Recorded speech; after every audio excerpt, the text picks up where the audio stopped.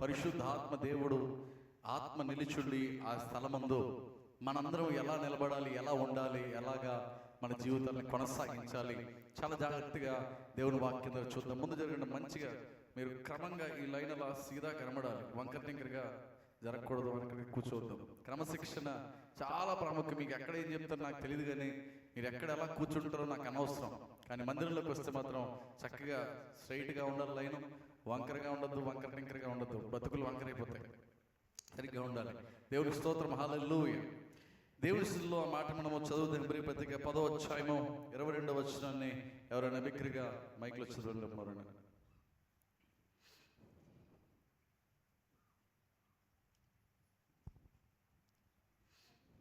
10:22. మనస్సాక్షికి కల్మషము తోచుకుంటున్నట్లు ప్రోక్షింపబడిన హృదయములు గలవారును నిర్మలమైన ఉదకముతో స్నానము చేసిన శరీరములు గలవారమై ఉండి విశ్వాస విషయములో సంపూర్ణ నిశ్చయత కలిగి యథార్థమైన హృదయముతో మనము దేవుని సన్నిధానమునకు చేరుదుము. దేవునికి స్తోత్రం, హల్లెలూయా. మనస్సాక్షి అనండి గట్టిగా. మీకు నోరు ఉన్నా లేదన్నట్టుగా మాట్లాడితే ధర్మస్థలాల్లో ఏమైనా సీక్రెట్లు ఇక్కడ చెప్తారేమో అన్నట్టుగా చాలా జాగ్రత్తగా ఉంటున్నారు అండి. ఏదైనా చెప్తే మా ఇంట్లో డబ్బులన్నీ పోతాయేమో అన్నట్టుగా నోరు వాడట్లేదు. ఎక్కడ వాడతారు నోరు? కంచెల దగ్గర వాడతారు. ఎక్కడ వాడతారు నోరు? బయట గొడవల్లో వాడతారు. దేవుని స్థితిలో నోరు వాడు. దేవుడి స్థితిలో నోరు వాడాలి, ఉపయోగించాలి, చెప్పాలి. మనస్సాక్షి అనండి. వినవట్లా? చెప్పండి బిగ్గరగా. 1, 2, 3. రైట్. దేవుని స్తోత్రం, హల్లెలూయా. దేవుని సన్నిధిలో పౌలు ఒక ప్రాముఖ్యమైన మాట అక్కడున్న సంఘానికి చెప్తున్నాడు.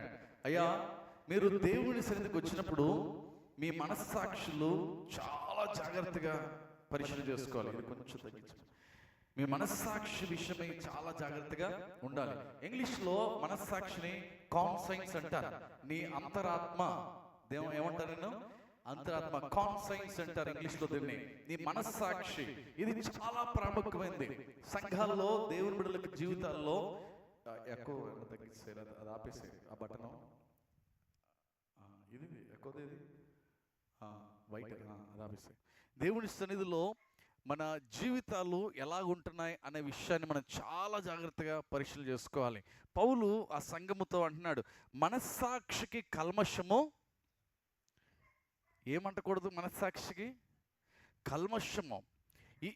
ఈ మనస్సాక్షి అంతరంగ జీవితము, ఈ అంతరంగ పురుషుడు లేదా ఈ యొక్క హృదయానికి కల్మషము అంటడానికి వీలు లేదు. ఈరోజు దేవుని సంఘం మనం చూసినప్పుడు సంఘములో ప్రతి ఒక్కరి మధ్య ఏదో ఒక కల్మషము, ఏదో ఒక ద్వేషము, ఒకరి పట్ల ఒకరికి సఖ్యత లేని జీవితాలు, ఒకరి పట్ల ఒకరికి ఏక మనస్సు లేకుండా దేవుని సన్నిధిలో అనేక విద్వేషాలు, అనేక తత్వాలు, అనేక డిఫరెన్సెస్. కొద్దిమందికి క్యాస్ట్ కావచ్చు. కొద్దిమందికి ఒక ఆయన అంటాడు సంఘానికి వెళ్తూ, మాది కమ్మోళ్ళ సంఘం అండి అన్నాడు. నేను ఎప్పుడు కూడా క్రీస్తు సంఘం అని విన్నాను, లేకపోతే దేవుని సంఘం అని విన్నాను, కానీ కొద్దిమంది చెప్పున్నారు మాది కమ్మోళ్ళ సంఘం అండి అన్నారు. అరే, ఇది ఎక్కడుందిరా బాబు అనుకున్నా. అది అక్కడో ఆ కొండ దగ్గర మూల ఉందండి, మొత్తం మా వాళ్ళే అన్నాడు. మొత్తము మా వాళ్ళే అన్నాడు. నేను అన్నాను, అదేంటి మొత్తం మీ వాళ్ళే కాదు కదా, దేవుని వాక్యం అంటుంది నా మందిరము సకల జనులకు. నా మందిరం ఎలాంటి ప్రార్థన మందిరము? సకల జనులకు ప్రార్థన మందిరము. Not for one caste, not for one category. ఒక్కరికి కాదు ఈ మందిరము, ఒక్కరి కాదు. నేను చాలా సంతోషిస్తాను మన సంఘాన్ని బట్టి, నేను చాలా ఆనందిస్తాను మన సంఘాన్ని బట్టి. సకల జనులు ఈ సంఘములో ఉన్నందుకే దేవునికి మహిమ కలుగును గాక. సకల జనులకు ప్రార్థన మందిరం ఇది, ఒక కేటగిరీ కాదు. ఈరోజు మనము దేశంలో చూసినప్పుడు, ప్రపంచంలో చూసినప్పుడు అనేక మంది జీవితాల్లో కల్మషాలతో దేవుని సంఘాల్లో జీవిస్తున్నారు. దేవుని మందిరానికి వచ్చినప్పుడు నీ మనస్సాక్షికి ఏ కల్మషం ఉండడానికి వీలు లేదు. నీ మనస్సాక్షి చాలా జాగ్రత్తగా ఉండాలి. నువ్వు దేవుని బిడ్డవి అనే యొక్క మాట నీ హృదయంలో ముద్రించబడి ఉండాలి. దేవునికి స్తోత్రం చెప్పండి. We don't have any colour. మనకే రంగు లేదు, మనకే రుచి లేదు, మనకు ఒక కేటగిరీ లేదు, మనకు ఒక తెగ లేదు, మనకు ఒక జాతి లేదు. మన జాతి యేసయ్య మాత్రమే. దేవునికి స్తోత్రం చెప్పండి. దేవుడు సకల లోకములు చేసిన జాతులు ఏమైనా ఉన్నాయంటే అది మానవ జాతి మాత్రమే. దేవుడు ఎన్ని జాతులు చేశాడు చెప్పండి? ఎన్ని జాతులు చేశాడండి? ఇక్కడ ఉన్న వాళ్ళందరం మన జాతులు చెప్పచ్చు. నేను ఈ జాతి అండి, నేను ఆ జాతిని. దేవుడు ఏం చేశాడు తెలుసా? మానవ జాతిని మాత్రమే చేశాడు. నమ్మినలు గట్టిగా ఆమెను చెప్పండి. నమ్మినలు గట్టిగా ఆమెను బిగ్గరగా చెప్పండి. నేను మానవ జాతి అన్నోళ్ళు ఆమెను చెప్పండి. నీకేమైనా వేరే స్పెషల్ కేటగిరీలో నువ్వు పెట్టుకున్నావు నాకు తెలియదు, కానీ దేవుని సన్నిధిలో మాత్రము నేను మానవ జాతిని, దేవుని కృపలో చేయబడ్డవాడిని. దేవునికి స్తోత్రం కలుగునగాక. దేవుని సన్నిధిలో మనము దేవుని బిడ్డలము అనే ఒక ముద్ర ఎప్పుడు నీ హృదయంలో ఉండాలి. మోషే తన చిన్నప్పుడు మోషేని ఏం చేశాడంటే, తల్లి ఆ రోజు ఐగుప్తులో మగపిల్లలు ఏమైనా ఉంటే వాళ్ళందరినీ చంపేయమని ఫరో రాజు ఏం చేశాడు? ఆజ్ఞాపించాడు. ఎవరు చంపమని? మగపిల్లలు ఎవరు? హెబ్రీయులు పిల్లలు ఎవరు ఉండడానికి వీలు లేదు. హెబ్రీయులు పిల్లలు అంటే దేవుని బిడ్డలు, దేవుని స్వజనము, వాళ్ళకి సంబంధించిన పిల్లలు ఎవరు? మగపిల్లలు ఎవరు ఉండకూడదు. ఆడపిల్లలు ఉంచుకోండి, మగపిల్లలు ఎవరు ఉండకూడదు అని చెప్పేసి ఫరో ఆజ్ఞాపిస్తే అందరి చిన్నపిల్లల్ని ఎంత దాచినా కానీ ఆ చిన్నపిల్లలందరినీ చంపేస్తూ ఉన్నారు. కానీ ఫరో ఆజ్ఞలని చాలా జాగ్రత్తగా మరి మోషే తల్లి ఏం చేసిందంటే మోషేని 3 నెలలు కాపాడింది. ఎన్ని నెలలు కాపాడింది? 3 నెలలు కాపాడింది. 3 నెలలు కాపాడిన తర్వాత మరి ఇంకా తన వల్ల కావట్లేదు, ఇంకా అతన్ని దాయడము తన వల్ల కావట్లేదు. మోషే 3 నెలలు అంటే 3 నెలల పిల్లోడు ఏమవుతుంది? మెల్లమెల్లగా ఎదుగుతూ ఉంటాడు, కేక పెడతా ఉంటాడు, అరుస్తూ ఉంటాడు, ఏడుస్తూ ఉంటాడు. వాడిని దాయడం కుదరట్లే, అందరూ వచ్చి ఎదుగుతున్నారు. ఇంకా ఆ వల్ల కుదరక ఏం చేసి ఏదో ఒకటి అయింది, నేను నా పిల్లోడు నా కళ్ళ ముందు చంపుతా ఉంటే నేను చూడలేనని చెప్పి మోషేని ఒక డబ్బాలో పెట్టి ఆ డబ్బాకంతా కీలు పూసి, కీలు అంటే ఏంటండి? డాంబర్. మనం అంటాం డాంబర్ అంటే చూస్తారు, యాస్ఫాల్ట్ అంటారు. దాన్ని మొత్తం పూసింది. ఎందుకు పూసింది? బుట్టకంటే నీళ్లు లోపలికి రాకుండా కీలు పూసింది. ఆ రోజుల్లో పాతకాలంలో పడవలన్నిటికి కూడా కింద ఏం పూసేవాళ్ళు? కీలు పూసేవాళ్ళు, అంటే డాంబర్ని యాస్ఫాల్ట్ని పూసేవాళ్ళు. అప్పుడు ఏమవుద్దంటే అది తడవకుండా నీళ్లు లోపల రాకుండా ఉంటుంది. వాతావరణాన్ని బట్టి చల్లదనం ఉంటుంది. అలాగే ఎండాకాలం వచ్చినప్పుడు అది ఎక్కడైనా రంధ్రాలు ఉంటే ఆటోమేటిక్గా వేడితో ఆ రంధ్రాలని మూసేస్తుంది. అందుకని దాన్ని పూసి మోషేని అందులో పెట్టేసి నీళ్ళల్లో ఏం చేసింది? వదిలేసింది. నీళ్ళలో వదిలేసి అది ఎంత దూరం పోతే ఆ డబ్బా ఆ పెట్టే ఆ నీళ్ళలో ఆ నదిలో అంత దూరం, పాపం దూరం నుండి అక్కడ అక్కడ ఉంటే ఇక్కడ దూరం నుండి ఎటు వెళ్తుంది ఆ బుట్ట? నీళ్ళలో వదిలేస్తారు నా కుమారుడిని, ఎటు వెళ్తుందని ఆశతో తల్లి వేదనతో ఒక పక్కన కుమారుడు చచ్చిపోతాడా బతుకుతాడా ఏమవుతాడో తెలియదు, కానీ తన కళ్ళ ముందు చనిపోకూడదు. తన కళ్ళ ముందు నా బిడ్డకి ఏం కాకూడదని ఏం చేసిందంటే ఆ బిడ్డని వదిలిపెట్టింది కానీ మనసు వదిలిపెట్టట్లేదు. మీరు మొన్న చూసారా తల్లులు ఎలా ఉంటారు? చాలా నిజంగా ఈ జనరేషన్ మారుతున్న కొలది తల్లి క్వాలిటీస్ పోతున్నాయి. ఏం పోతున్నాయి? తల్లికుండే క్వాలిటీస్ అంటే తల్లికుండే గుణాలు పోతున్నాయి. మొన్న నల్లగొండలో 16 నెలల పిల్లోడా 12 నెలల పిల్లోడు, పిల్లలు లేర్రా నాయన అంటే అందులో మగపిల్లలు లేర్రా బాబు అని ఎంతోమంది బాధపడుతున్నారు. మగపిల్లలు లేకపోతే ఇంకో పెళ్లి చేసుకుంటా అంటున్నారు. అలాంటి స్థితుల్లో ఉంటున్నప్పుడు చక్కటి పిల్లోడు 11 నెలల్లో 16 నెలల్లో ఆ పిల్లోడిని పట్టుకొని తల్లి బస్టాండ్లో కూర్చుంది. నల్గొండ బస్టాండ్లో కూర్చొని ఆ పిల్లోడిని మెల్లగా అటు చూసి ఇటు చేసి మైమరిపించి పిల్లోడిని బస్టాండ్లో వదిలేసి ప్రియుడితోటి వెళ్ళిపోయింది. ఎంత దారుణం, ఎంత భయంకరం ఆలోచన చేయండి. ఒక తల్లి తన పేగుని విడిచిపెట్టడము, తన పేగు తెంచుకొని వచ్చిన బిడ్డని పెంచి ఆ చిన్న పిల్లల యొక్క ఆలనా పాలన కొన్ని రోజులు చేసింది కూడా. కొన్ని రోజులు పిల్లోడిని ఎత్తుకుంది, పాలిచ్చింది, లాలించింది, ఎంత ప్రేమ చూపించింది. ఆ బుడిబుడి నడకలేసుకుని పిల్లోడు తన కళ్ళెదుట, మన పిల్లలు చిన్నప్పుడు మన కళ్ళెదుట ఆడుతూ ఉంటే వాళ్ళని చూసి మురిసిపోతూ ఉంటాం. ఇలాంటి సంఘటనలు ఎన్నో తన కళ్ళ ముందు జరిగినా తన ప్రియుడితోటి వెళ్ళిపోవడానికి ఎక్కడ సంకోచించకుండా పిల్లోడిని వదిలేసి వెళ్ళిపోయింది. ఆ పిల్లోడు అక్కడ తిరుగుతూ ఉంటే బస్ స్టాండ్ మేనేజర్ చూసాడు. అదే వేరే వాళ్ళు ఎవరైనా ఆ హ్యూమన్ ట్రాఫికింగ్ అంటే చిన్నపిల్లల్ని ఎత్తుకెళ్ళి వాళ్ళ కాళ్ళు చేతులు ఎరగొట్టి అడుక్కోవడానికి అటుగిడికి పెడతా ఉంటారు వాళ్ళని అలాంటి వాళ్ళు ఎత్తుకెళ్తే చిన్నపిల్లడి పరిస్థితి ఏం కావాలి? ఎంత దాని కొంచెం ఆలోచన కూడా లేదు. కొంచెము తన మనస్సాక్షిలో అయ్యో నా కొడుకు కంటే నేను ప్రేమించిన వాడు ఎక్కువ కాదే, నా భర్త నేను వదిలేసి వస్తున్నాను, నా భర్త నేను విడిచిపెట్టేసి వచ్చేసాను, నా భర్తను విడిచిపెట్టాను, ఓకే పోనీ భర్త లేడు అనుకుంటాం. కానీ నా కట్తో నవమాసాలు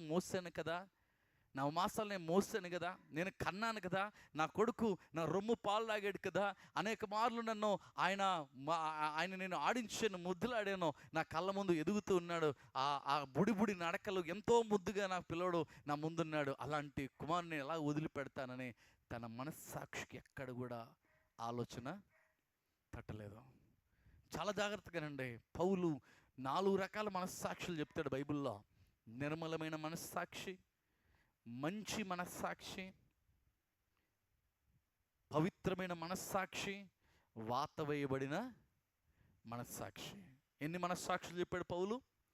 నిర్మలమైన మనస్సాక్షి, పవిత్రమైన మనస్సాక్షి, మంచి మనస్సాక్షి, దాని తర్వాత వచ్చేలోడికి వాత వేయబడిన మనస్సాక్షి.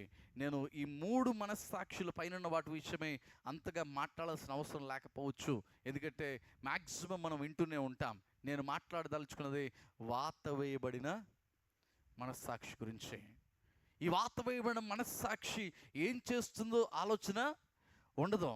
ఈ వాత వేయబడిన మనస్సాక్షి ఎంత నీచానికి దిగజారుతున్నారో ఆలోచన తట్టదాలకి. వాత వేయబడిన మనస్సాక్షి ఎంత చెడులోకి నేను దిగిపోతున్నానో తెలియదు. వాత వేయబడిన మనస్సాక్షి ఏం మాట్లాడుతున్నానో ఆలోచన చేయరు. వాత వేయబడిన మనస్సాక్షి నా శరీరము పాడైపోతుందని ఆలోచన ఉండదు. వాత వేయ మనస్సాక్షి నా కన్న పేగు నేను ఎలా వదిలేసి వెళ్ళిపోతాను.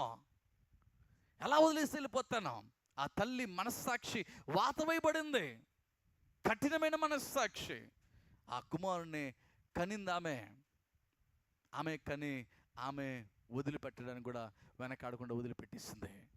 స్టేషన్ మాస్టర్ చూశాడు, పోలీసులకు చెప్తే ఆ పోలీసులు కెమెరాల్లో ఆమె కనబడ్డది, ఎవరితో వెళ్ళిపోతుంటే ఆ బండి నెంబర్ పట్టుకొని మళ్ళీ పోలీసు వాళ్ళకుంది ఆ పిల్లోడిని చూడలేక.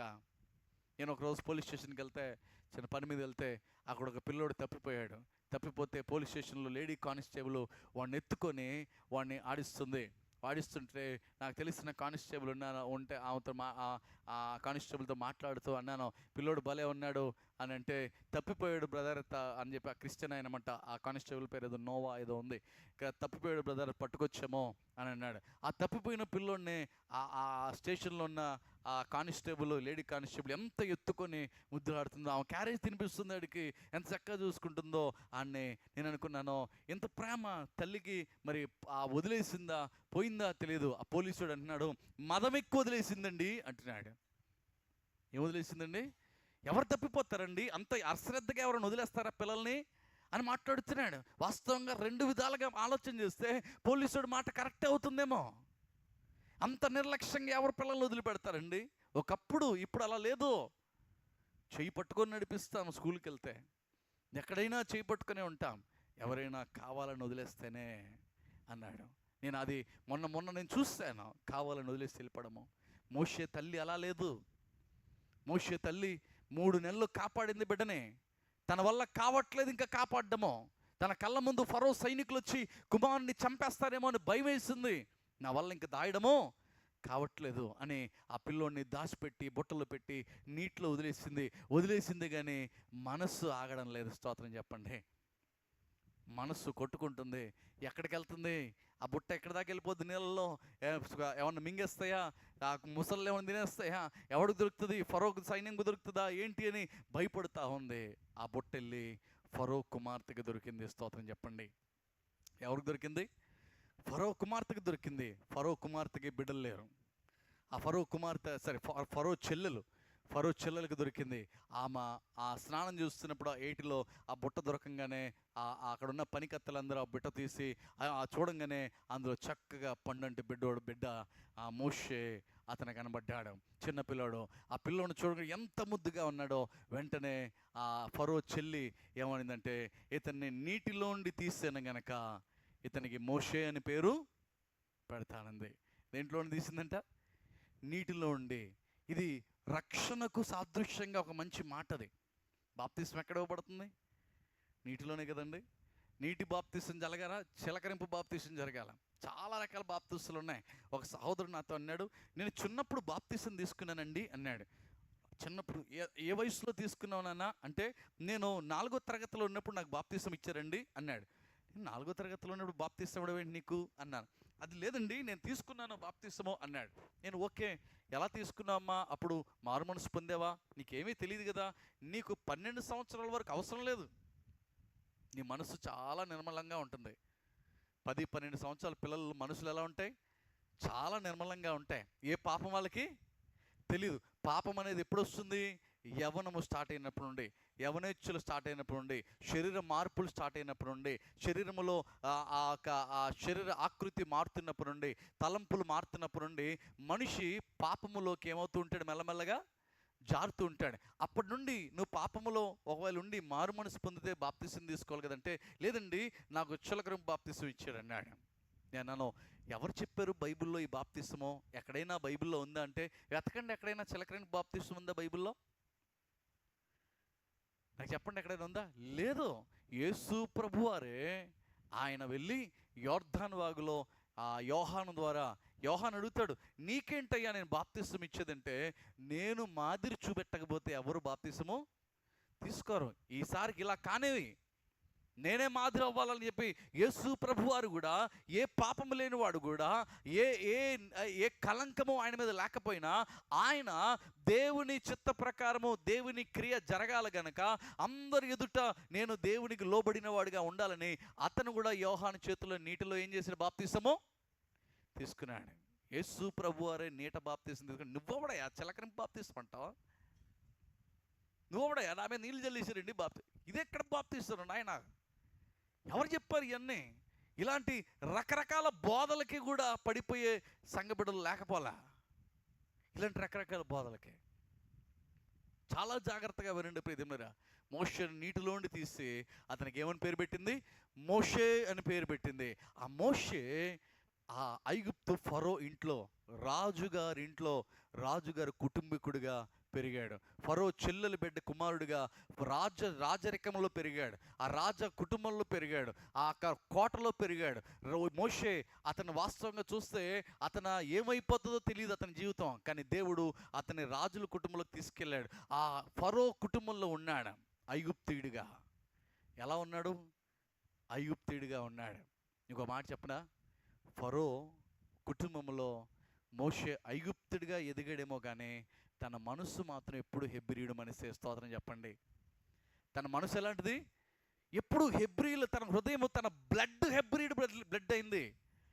తన యొక్క జన్మము హెబ్రీ జన్మం అతంది. బ్రతికి పెరిగింది. ఏదో కొంచెం రోజు కాలం గడిచింది.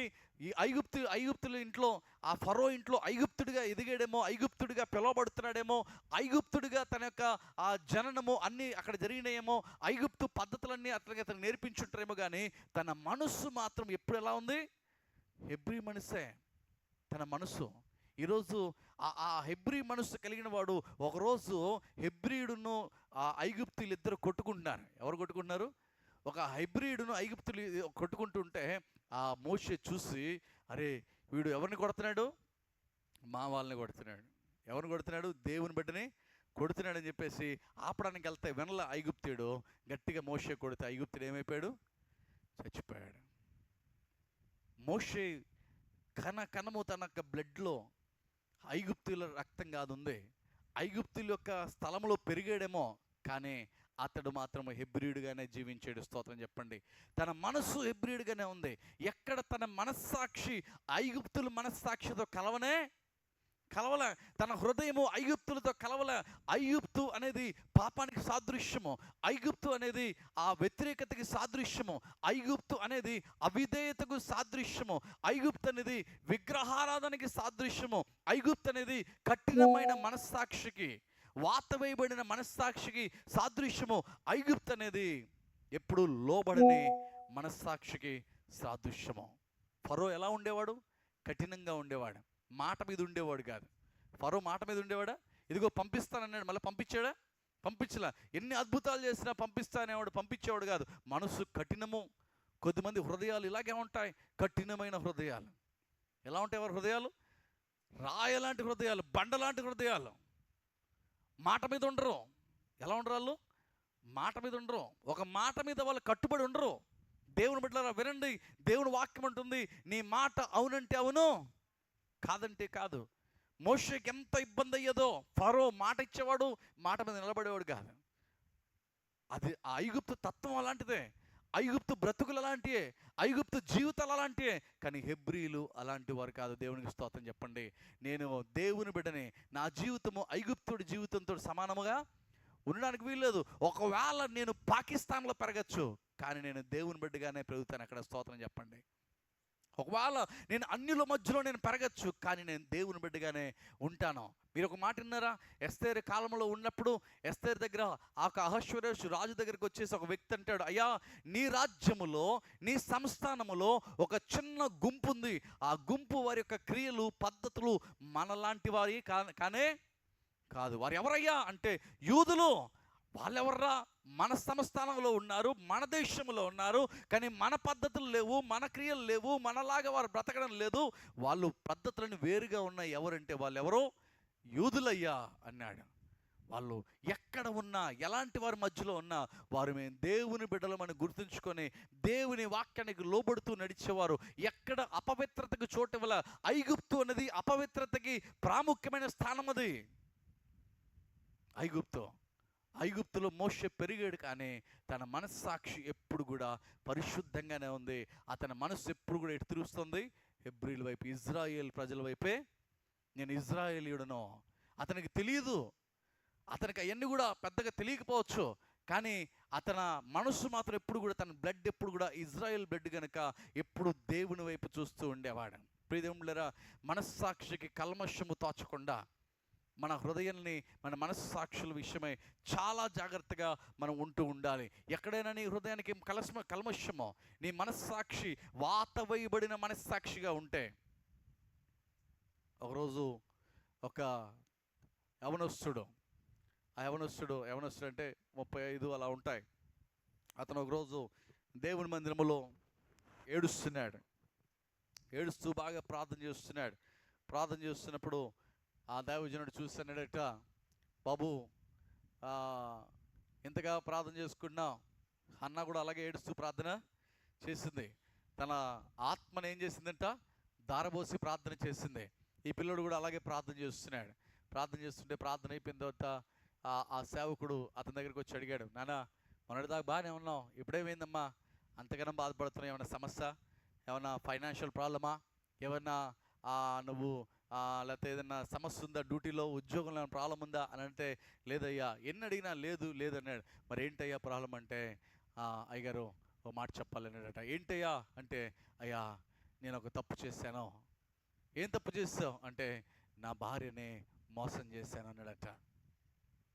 నా భార్యని మోసం చేశాను, నా భార్యని నేను బిట్రై చేస్తాను, డిసీవ్ చేస్తాను, ఆమెను చీట్ చేస్తాను. నేను, నా భార్య అమాయకురాలు, ఆమెకేమీ తెలియదు, మంచిది, కానీ నేను నా భార్యని నేను చీట్ చేశాను, మోసం చేశాను. ఆమెతో వివాహం జరిగి అనేక సంవత్సరాలు నేను సంసారం చేస్తూ కూడా నేను చెడు సహవాసాల్లోకి నేను వెళ్ళానయ్యా. కానీ నా మనస్సాక్షి ఎప్పుడు నన్ను ఏం చేస్తుంది? గద్దిస్తుంది. ప్రియదేవులారా వినండి, కొద్దిమంది మనస్సాక్షి కఠినంగా ఉంటుంది. వారు ఎంత పాపములోకి వెళ్ళినా, వారు ఎంత నీచమైన స్థితిలోకి వెళ్ళినా, వారి మనస్సాక్షి వాత వేయబడిపోయి వారి మనస్సాక్షి వారిని గద్దించదు. వారి మనస్సాక్షి ఏం చేయాలని? గద్దించదు. నేను చెప్తున్నాను, దేవుని బిడ్డలు మనస్సాక్షులు ఎలా ఉంటాయంటే, వాడు పడిపోవడానికి కాదు, ఒకవేళ పడిపోతే, ఒకవేళ వాడు చెదిరిపోతే, ఒకవేళ దేవుని చిత్తానికి వ్యతిరేకంగా వెళ్తే, వాడి మనస్సాక్షి వాడిని ఎప్పుడు ఒత్తిడి చేస్తూ ఉంటుంది. వాడి మనస్సాక్షి ఎప్పుడు కూడా బలవంతం చేస్తుంది. వాడి హృదయం ఎప్పుడు కూడా నెమ్మదిగా ఉండనివ్వదు. నువ్వు తప్పు చేస్తున్నావు, నువ్వు తప్పు చేస్తున్నావు, నువ్వు దేవుని సన్నిధిలో ఉండి, నువ్వు దేవుని బిడ్డవై ఉండి తప్పు చేస్తున్నావు అని ఆ మనస్సాక్షి ఎప్పుడు గద్దిస్తూనే ఉంటుంది. ఒకవేళ మీ మనస్సాక్షులు మిమ్మల్ని గద్దించకపోతే మీరు వాత వేయబడిన వారే, మీరు మొరటి వారే, మీరు ఐగుప్తు సంతానం లాంటి వాళ్ళే, మీరు ఫరో లాంటి కఠినులే. నేను అంటాను, దేవుని బిడ్డలైన వారి మనస్సాక్షులు ఎప్పుడైనా పడిపోతే, ఎప్పుడైనా చెదిరిపోతే, తప్పు చేస్తే వారి హృదయాలు వారిని నిద్రపోనివ్వదు, వారి అంతరంగాలు నిద్రపోనివ్వదు. ఆ మనస్సాక్షి ఒప్పుకునే వరకు కూడా ఆ మనస్సాక్షి పోరాడుతూనే ఉంటుంది. ఏం చేస్తుంది మనస్సాక్షి? మీరు ఒకసారి అపోస్తుల కార్యములకు వెళ్దాం, చూడండి ఒకసారి.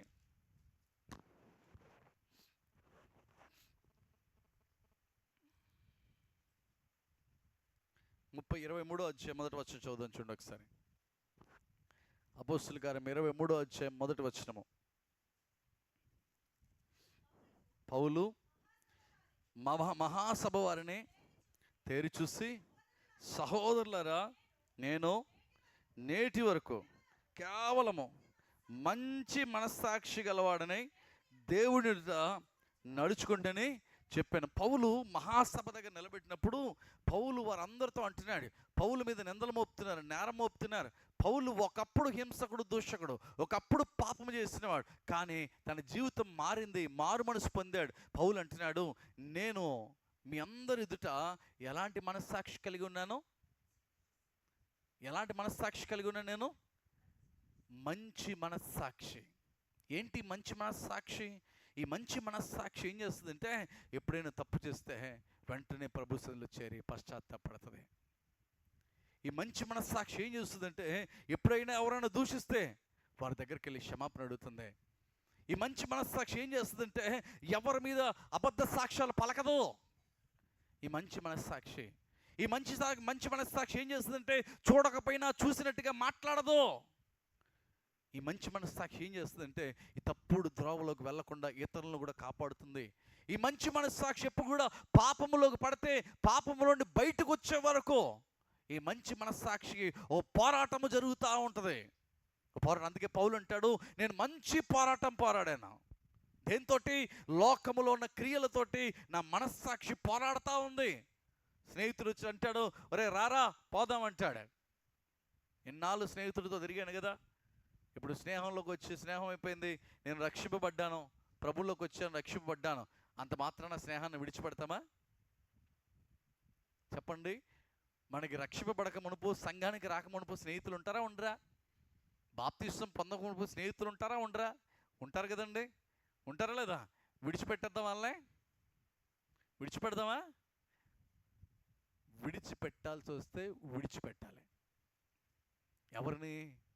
నీ మనస్సాక్షిని పాడు చేసే స్నేహితులు, నీ మనస్సాక్షిని పాడు చేసే సహవాసము, నీ మనస్సాక్షిని పాడు చేసే బంధుత్వమైన విడిచిపెట్టాల్సి వస్తే ఏం చేయాలి? నువ్వు విడిచిపెట్టాలి. లేదు, నీ మనస్సాక్షిని బలపరిచి ఆత్మీయంగా స్థిరపరిచి సంఘములో నేను నాటి దేవుడికి దగ్గరగా తీసుకెళ్లే సహవాసం అని ఉంటే వారితో ఉండు, బలపరచు అన్నాయి. నువ్వు బలపడవు, దేవుని సంఘంలో నిలబడవు. అలాంటి మనస్సాక్షిలో మనం బలపడుతూ ఉండాలి. ఈ యవనస్తుడు అతన్ని రక్షింపబడిన తర్వాత స్నేహితుడు వచ్చినాడంట, అరే రారా సినిమాకి వెళ్దాం అన్నాడంట. దేనికి వెళ్దాం అన్నాడంట? సినిమాకి వెళ్దాం అన్నాడంట. ఈ యవనస్తుడు అంట, లేదురా నేను సినిమాలు చూడకూడదు అని అంట. నేను చూడన్న సినిమాలు చూడకూడదని చెప్పి నేను ఏం చేశాను? నిర్ణయము తీసుకున్నాను అంటే, అరే అతనంట, ఈ రోజుల్లో సినిమాలు చూడని వాడు ఎవడరా అన్నాడట. ఈ రోజుల్లో నిజమే కదండి, ఈ రోజుల్లో సినిమాలు చూడడం ఎవరున్నారు ఇక్కడ చెప్పండి? ఈ రోజుల్లో సినిమాలు చూడడం ఎవరు ఉన్నారా? నిజం చెప్పండి, వాస్తవంగా చెప్పండి. మీ మనస్సాక్షికి కల్మషం లేనట్లయితే నిజం చెప్పండి. మీ మనస్సాక్షులకి కల్మషం లేకపోతే, మీ మనస్సాక్షులు యథార్థమైన అయితే, మీరు నిజంగా దేవుడిలో నిప్పు లాంటి వారైతే, ఎలాంటి వారు చెప్పాలి. మనం అంట పెద్ద పెద్ద డైలాగులు కొడతాం కదా బయట, పంచాయతీలలో అక్కడక్కడ కొన్ని డైలాగులు కొడతాం, నిప్పు లాంటి వాళ్ళం అంటాం కదా. నువ్వు దేవుడిలో నిప్పు లాంటి వాడు, నిప్పు లాంటి దానివి అయితే సినిమాలు చూస్తున్నావా? సినిమాలు చూస్తున్నావా? నేను నిజం చెప్పనా, నేను చూస్తున్నా. పాస్టర్ గారు మీరు చూస్తే ఎలాగా, మీరే చూస్తే మేమేం చేస్తాం అంటున్నారేమో. ఓరి బాబు, నేను సినిమాలు చూస్తే చిన్నపిల్లల సినిమాలు చూస్తా, నేను సినిమాలు చూస్తే దేవుడి సినిమాలు చూస్తా, కొన్ని విజువలైజేషన్గా ఉంటాయి, సైన్స్ ఫిక్షన్కి సంబంధించినవి కొన్ని చూస్తా. జురాసిక్ పార్క్ చూసా, మంచిగుందా లేదా? చూశాను జురాసిక్ పార్కు, ఎప్పుడో అవన్నీ జరిగినాయి చూశాను. ఇలాంటి కొన్ని సైన్స్ ఫిక్షన్ సంబంధించినవి ఉంటాయి, చూశాను. అందులో ఏం తప్పు లేదు. ఎందుకు చూశాను? నాకు ఆత్మీయ అనుభవంలోకి నేను వచ్చాను. ఏది చెడు, ఏది మంచిది, ఏది పాపమో, ఏ దాంట్లో ఏముందో ఎరిగిన వాడిని, దాన్ని వివేచించుకునే మనస్సాక్షి గలవాడిని గనుక, నేను ఆ మనస్సాక్షిలో ఎదిగాను గనక నేను వివేచించుకుంటున్నాను. ఇది చూడకూడదంటే చూడకూడదు. ఇందులో నాకు సైన్స్ ఫిక్షన్ ఉంది, ఇందులో జ్ఞానం ఉంది, ఇందులో ఆత్మీయ విషయాలు తెలుస్తున్నాయి, ఇది దేవుడి సినిమా అని తెలిసినప్పుడు నేను చూశాను. అబద్ధం చెప్పద్దు దేవుడు కూడా. నేను అందుకే అన్నాను, దేవుని సన్నిధిలో మీరు నిలబడ్డారు, దేవుని సన్నిధిలో నుండి నిప్పు లాంటి వారు అని చెప్పి మీరు ఒప్పుకుంటున్నారు. కానీ ఎప్పుడన్నా ఇక్కడ సగం మంది అబద్ధికులే ఉన్నారు, సగం మంది అబద్ధికులే, మొహమాటం లేదు, సగం మంది అబద్ధికులే ఉన్నారు. పొద్దున్న లేస్తే ఫోన్లో చూస్తే సినిమాలే. ఇక నేను కొద్దిమందికి ఫోన్లు చేస్తే ఎవరికైనా సినిమా పాటలే వస్తాయి. ఏమొస్తాయండి? అవి ఏమంటారు? రింగ్ టోన్లు అంటారా? ఏమంటారండి వాటిని? రింగ్ టోన్లే కదండి. హలో టోన్ అంటే ఏదో టోను మొత్తానికి. ఏమొస్తాయండి? రింగ్ టోన్ పెడితే సినిమా పాటే వస్తుంది రింగ్ టోన్. నాకు ఆ రింగ్ టోన్ తెలియదు. ఒకరోజు నేను ఫోన్లో అదేదో ఉంటారు, స్టార్ నొక్కగానే వాళ్ళ పాట మనకు వచ్చేస్తుందంట కదా.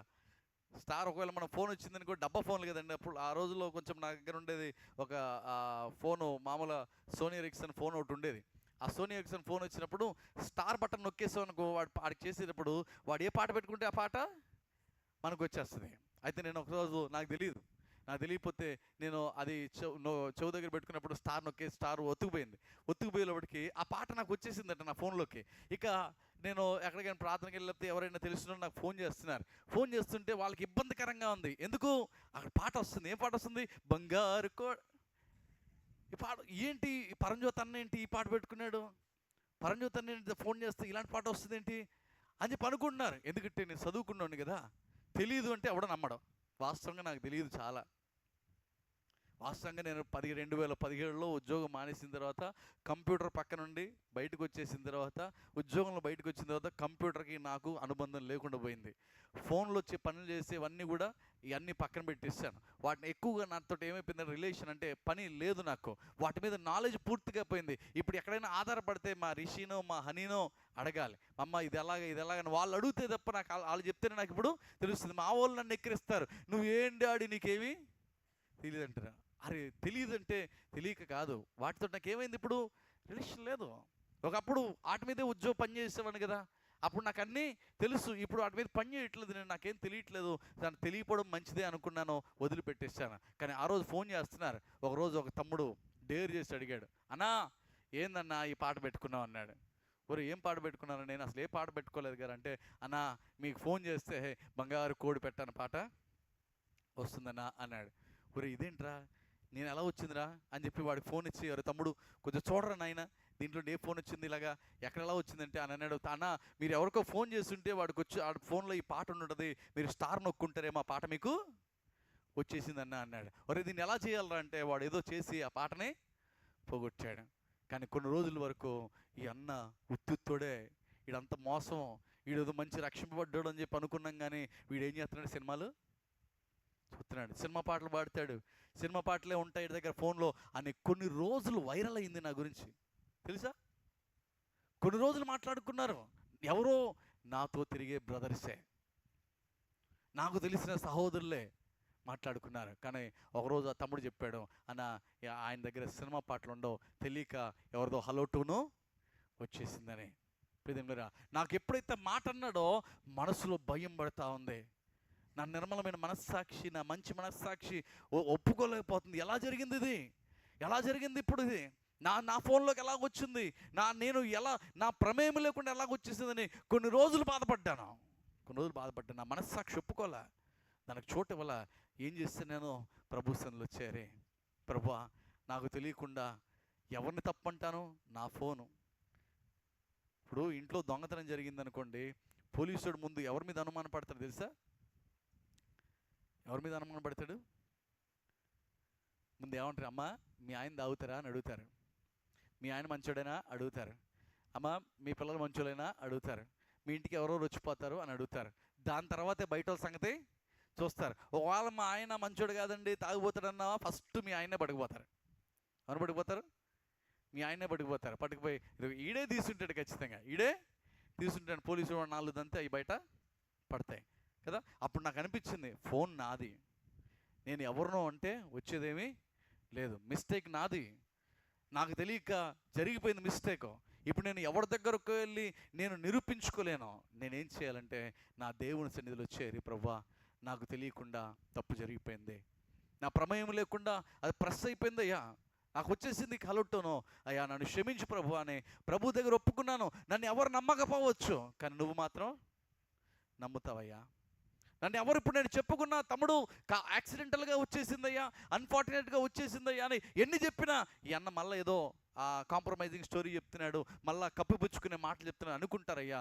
మనుషులు నమ్మరు, కానీ నువ్వు మాత్రం నమ్ముతావు. నీకు తెలుస్తున్నా మనకు సాక్షి అలాంటిదో అని దేవుడి సన్నిధిలో చేరి పశ్చాత్తాపడుతూ ప్రభు వైపు చూసి ప్రార్థన చేశాను.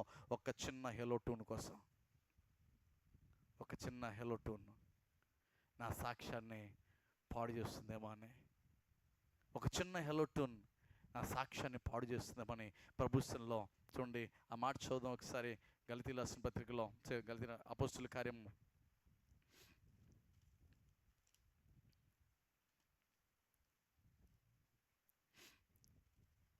24వ అధ్యాయము 16వ వచనం ఒకసారి చదువుదాం చూడండి ఒకసారి.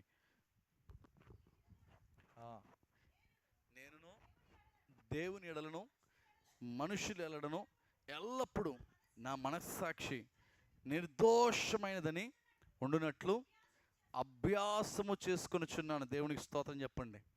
పౌలు ఏమంటున్నాడు? మనుషులు ఎదుట, దేవుని ఎదుట నా మనస్సాక్షి ఎలా ఉండాలని నేను అభ్యాసం చేస్తున్నాను. ఎలా ఉండాలని అభ్యాసం చేస్తున్నాను ఏంటండి? నిర్దోషముగా ఉండాలి. ఎలా ఉండాలి మన మనస్సాక్షి చెప్పండి? నిర్దోషంగా ఉండాలి. ఏ దోషము మన మనస్సాక్షిలో ఉండకూడదు. దేవుని ఎదుట అలా ఉండాలని, మనుషుల ఎదుట అలా ఉండాలని ఎవరు అభ్యాసం చేసుకోవాలా?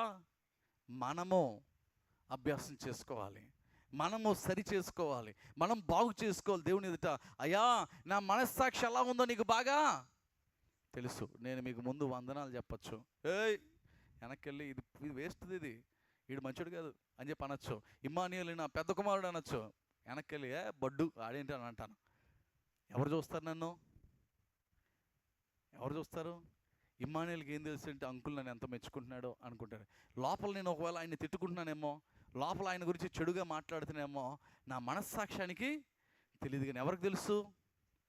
దేవునికి తెలుసు. నేను ఏం చేస్తున్నాను ఇప్పుడు? ఇన్ని సైకలాజికల్గా ఏం చేస్తున్నాను? మోసం చేస్తున్నాను. సైకలాజికల్గా ఏం చేస్తున్నాను? ఇది ఇమ్మానుయేల్ని మోసం చేస్తున్నాను. అలా చేయొచ్చా? అలా ఉండొచ్చా మనము దేవుని ఎదుట, మనుషుల ఎదుట అలా ఉండొచ్చా? పౌలు అంటున్నాడు, మనుషుల ఎదుటను దేవుని ఎదుటను నా మనస్సాక్షి నిర్దోషముగా ఉండాలి.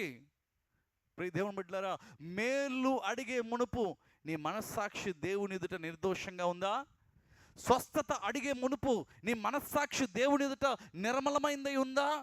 విడుదల అడిగే మునుపు దేవుని ఎదుట నీ మనస్సాక్షి ఎలా ఉంది పరిశీలన చేసుకుంటున్నావా? నాకు అవసరం ఉందయ్యా, నాకు ఇది ఉందయ్యా, అది ఉందయ్యా అడిగే మునుపు నీ మనస్సాక్షి విషయమై దేవుని దగ్గర పరిశీలన చేసుకో. మనుష్యుల ఎదుటనో దేవుని ఎదుటనో నా మనస్సాక్షి నిర్దోషమైందే ఉండాలి. నా మనస్సాక్షి సాక్ష్యం ఇస్తుంది. నా మనస్సాక్షి దేవుని ఎదుట, మనుషుల ఎదుట సాక్ష్యం ఇస్తుంది. పౌలు గురి తిమోతి గురించి అంటాడు చూడండి. 1 తిమోతిలో ఈ మాట రాస్తాడు ఒకసారి. 1 తిమోతి 3వ అధ్యాయంలో చూద్దాం ఒకసారి ఏమని రాస్తాడు.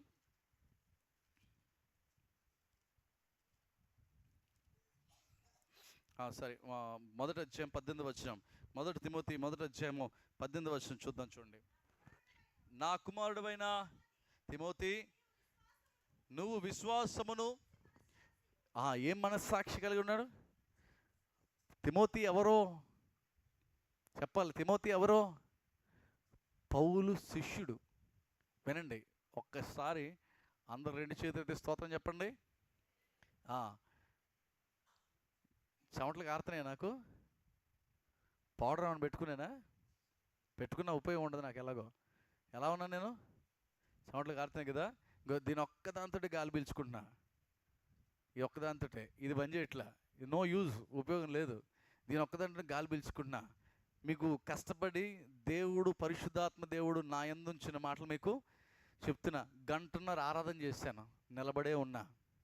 1.5 గంటన్నర ఆరాధన చేశాను, నిలబడే ఉన్నా. పోతానేమో అని పాస్టమ్ గారు వెనక నుండి భయపడతా ఉన్నారు, ఊపిరి ఎక్కడ ఆగిపోద్దని. మా పాస్టమ్ గారు పడుకోవట్లా రాత్రి అంతా. నేను మంచం మీద పడుకుంటాం, కింద నుండి ఊరికే లేచి చూడడం, ఎక్కడ అన్నానంటే ఇటు పోయాడేమో అని టక్కన లేచిపోతుంది. అంటే భయం.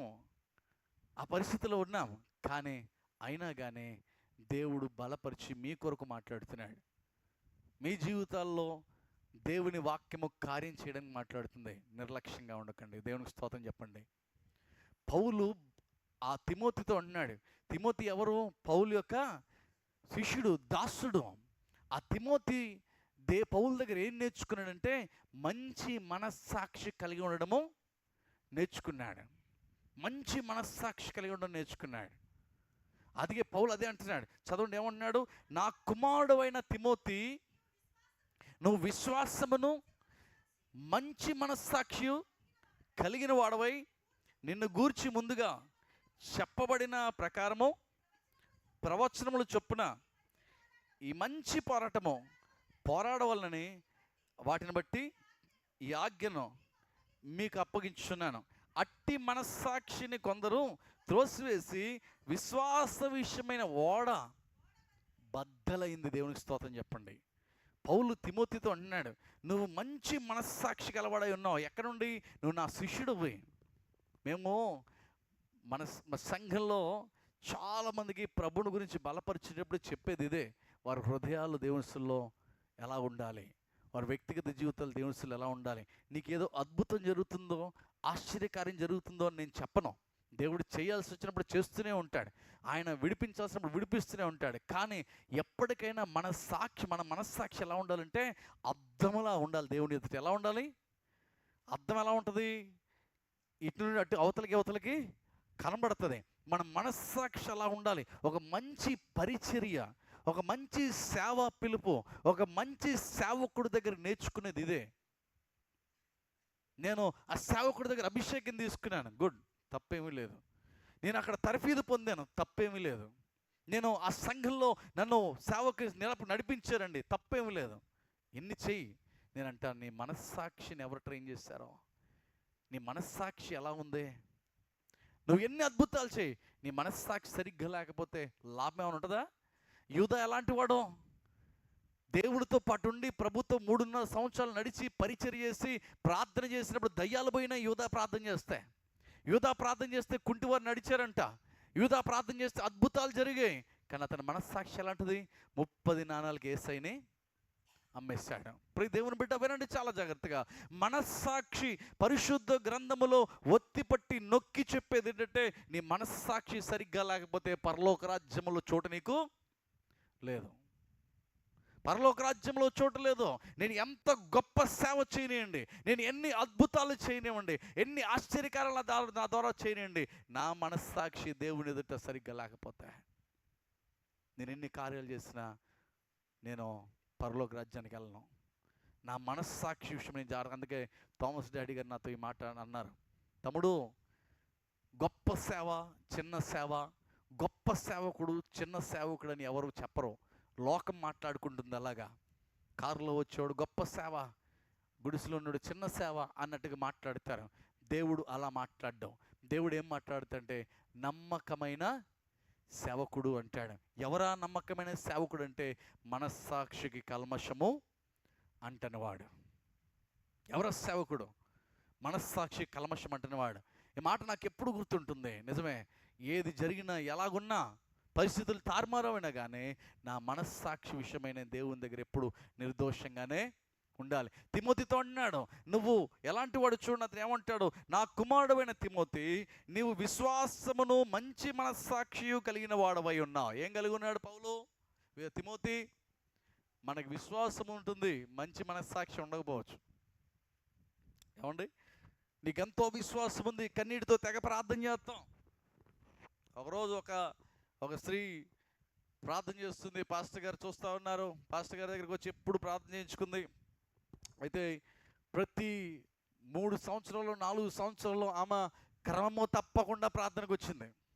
క్రమం తప్పకుండా ప్రార్థనకు వచ్చింది. ఎన్నో బాధలు ఉన్నాయి. తన భర్త మంచివాడు కాదు, తన భర్త సరైనడు కాదు. ఆ భర్త కోసం ప్రతిరోజు ప్రార్థన చేసింది. దేవుని సన్నిధిలో పాస్టర్ గారితో ప్రార్థన చేయించింది. అన్ని కష్టాలన్నీ పోయినాయి, కష్టాలన్నీ తీరిపోయినాయి. ఒకరోజు భర్త కూడా ఏం చేశాడంటే మారు మనసు పొందాడు. భర్తకి పాస్టర్ గారు బాప్తిసం ఇచ్చారు. ఆ భార్యాభర్తలు చక్కగా ప్రార్థన రావడం మొదలుపెట్టారు. ఒకరోజు మందిరంలో కనబడలేకపోయేప్పటికీ పాస్టర్ గారు అనుకున్నారు, ఎప్పుడు వచ్చేవాళ్ళు వీళ్ళు రాలేదేంటి, ఎప్పుడు ఇక్కడ ఉండేవాళ్ళు లేరేంటి అని అనుకున్నారంట. అయితే చూశారు, తర్వాత ఆదివారం వస్తే, ఏమమ్మా తల్లి పోయిన వారం రాలేదేంట్రా, మీ ఆయన కూడా రాలేదు, నువ్వు రాలేదు, ఏమన్నా బాలేదా అంటే, లేదయ్య గారు, పోయిన వారము పెళ్ళికి వెళ్ళారంట. దేనికి వెళ్ళారంట? పెళ్ళికి వెళ్ళారంట. 4 సంవత్సరాలు ఏ పెళ్ళి గుర్తురాలా. భర్త బాగాలేనంతసేపు, కష్టాలున్నంతసేపు ఏ పెళ్ళి గుర్తురాలా. 4 సంవత్సరాలు ఏ ఫంక్షన్ గుర్తురాలా. 4 సంవత్సరాలు ఏ సినిమా షోకు ఏది గుర్తురాలా. 4 సంవత్సరాలు ఏ స్నేహితుడు గుర్తురాలా. 4 సంవత్సరాలు ప్రార్థన. ఏం ప్రార్థన చేసిందో అన్నలాగా. కొద్దిమంది ప్రార్థన జీవితాలు ఇలాగే ఉంటాయండి, ట్యూబ్ లైట్లలాగా. కొన్ని రోజులు మిల్లు బాగా వెలుగుతాయి, ఉన్న పాటన ఆ ట్యూబ్ లైట్లలాగా ఆగిపోతాయి. కొద్ది రోజులు బాగా మండుతారు, దాని తర్వాత చల్లారిపోతారు. ఆ పాస్టర్ గారు అన్నారంట, అమ్మా 4 సంవత్సరాలు కంటిన్యూగా ప్రార్థనకు వచ్చావు, అప్పుడు నువ్వు శ్రమలో ఉన్నావు కదా, ప్రార్థనకు బాగా వచ్చావు. ఇప్పుడు శ్రమలన్నీ పోయినాయి, నీ భర్త మారు మనసు పొందాడు, ఇప్పుడు ఏ శ్రమ లేదు గనక ఇప్పుడు నువ్వు మీ ఆయన పెళ్ళికి వెళ్ళారా అన్నాడు. ఆమె ఏం మాట్లాడకుండా తలదించుకుంది. ఎందుకు తలదించుకోవాల్సి వచ్చింది? తప్పా కాదా? అది తప్పా కాదా? నేను ఒక మాట అంటాను, ఎవడైనా నేను తప్పు చేస్తున్నామంటే చెప్పినోడిని తప్పనకండి. మనం చేస్తున్నాం అనుకోండి, నిజమే నేను ఇలా చేస్తున్నానని, ఆ తప్పు విషయమే మనం పశ్చాత్తాపడ్డం నేర్చుకోవాలా. నిందించచ్చు రోడ్డు మీద పోయేవాడు కూడా. ఒకరోజు దావీదుని అంటున్నాడు ఒకడు, షిమి అనేవాడు, చీ పో కుక్క అని చెప్పేసి దావీదుని అరుస్తున్నాడు. వాడు ఎంత షిమి అనేవాడు దావీదు ముందు, వాడు బతికెంత దావీదు ముందు. దావీదు ఆజ్ఞాపిస్తే సైనికులు చంపేస్తారని. అప్పటికే యోవాబు అంటున్నాడు, అయ్యా నా ఏలిన వాడు ఆజ్ఞాపించు, వాడు తల నరికి నీ దగ్గర పెడతాడంటున్నాడు. దావీదు ఏమంటాడు సార్, అరే నా కొడుకే నన్ను చంపాలని చూసి నన్ను దూషిస్తున్నాడు, ఈ షిమి అనేవాడు దూషిస్తే ఎంత అనే తన వ్యక్తిగత జీవితాన్ని జ్ఞాపకం చేసుకొని షిమిని క్షమించేశాడు. ఈరోజు మనం ఏం చేస్తుంది సార్, మనం ఎవరైనా గదిచ్చావు అనుకోండి, పలానా పట్టుకొని, తమ్ముడు నువ్వు ఇలా ఉన్నావయ్యా, ఇలా చెయ్యొద్దంటే, నీకు ఎవడు చెప్పాడా, నీకు తెలుసా అన్నట్టుగా పైకి అనంలేండి, లోపల అనుకుంటాం. మనం ఎప్పుడు కూడా నీ మనస్సాక్షి మీద నింద మోపుతుంటే వెంటనే సరి చేసుకుందామనే ఆలోచనలోకి రాముగానే వెంటనే ఆ నింద వేసిన వాడిని మనం నిందిస్తూ ఉంటాం. నేను చాలా జాగ్రత్త ప్రియమరా.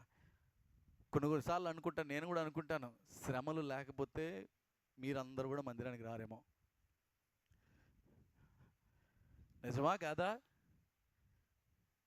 చెప్పండి, నిజమా కాదా? సగం మంది ఇక్కడ ఉన్న వాళ్ళు నేను చెప్తున్నాను, శ్రమ లేకపోతే మందిరానికి రారు. శ్రమ లేకపోతే నాకు అనిపిస్తుంది శ్రమ మంచిదే. వీళ్ళందరికీ శ్రమ ఉంది కాబట్టి మందిరానికి వస్తున్నారు. శ్రమ పోయిందని ఒక రారు, శ్రమలు పోయినాయంటే దేవుని దగ్గర రారు, కుటుంబంలో కార్యాలు జరిగినాయంటే దేవుని దగ్గర రారు, మంచి జరిగిందంటే దేవుని దగ్గర రారు. వాళ్ళు అనుకున్నది దేవుడు చేసేటందుకు దేవుని దగ్గర రారు. ఇంకా అప్పుడు ప్రభు సన్నిధి వదిలిపెట్టి వాళ్ళ సొంత పనుల్లో ఉంటారు. నీ మనస్సాక్షిగా తప్పు అనిపించట్లా? నీ మనస్సాక్షిగా అది పొరపాటు అనిపించట్లా? నీ మనస్సాక్షి నేను నిందించట్లేదా? నీ మనస్సాక్షులు ఎంత కొద్దిగా బాధ అనిపించట్లేదా? నీ మనస్సాక్షులు చేమగుట్టినట్టు కూడా అనిపించట్లేదా? నువ్వు వాత వేయబడిన మనస్సాక్షి గలవాడమేనేమో, నీ మనస్సాక్షి కఠినమైపోయిందేమో, కొద్దిగా నీ హృదయము ఆ మాంసం అనేది ఎక్కడా లేదేమో నీకు. కొద్దిమంది మాంసపు హృదయాలు ఉండవు, బండలాంటి హృదయాలు ఉంటాయి, వాత వేయబడిన మనస్సాక్షులు. ప్రియ దేవుని బిడ్డ, దేవుని స్థితిలో ఉన్న పౌలు ఒక మాట అంటాడు, చూడండి.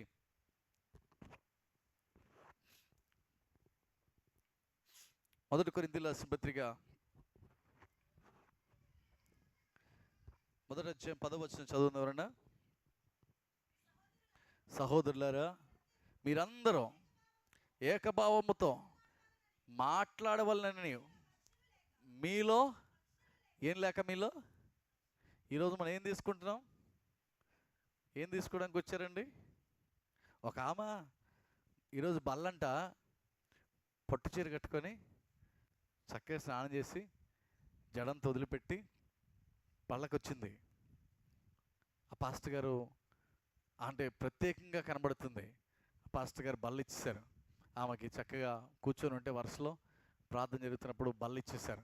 బల్ల ఇచ్చేసిన తర్వాత ఆమె వెళ్ళిపోతుంటే, ప్రార్థన అయిపోయి భోజనాలు అయిపోయి వెళ్ళిపోతుంటే, చెల్లమ్మ ఇట్రారా అన్నాడు. ఆమె పాస్టర్ గారు దేనికో పిలిచారని గబగబా వచ్చింది. గబగబా వస్తే ఆమె వచ్చేటప్పుడు ఆమె ఆ కాళ్ళకున్న గజ్జలు గుడి గంటలు కొట్టినట్టు కొడుతున్నాయి. గల్లు గల్లు గల్లు గల్లు అని ఆ కాళ్ళకున్న గజ్జలు ఎలా కొడుతున్నాయి? గుడి గంటలు కొడితే చూస్తా గల్లు గల్లుమని, అది గల్లు గల్లు గుర్రం గజ్జల సింగారం అన్నట్టుగా అవి కొడుతూ ఉంటే ఆ సౌండ్ వస్తుంది. అప్పటికే ప్రార్థనలో చాలా డిస్టర్బెన్స్గా ఉంది.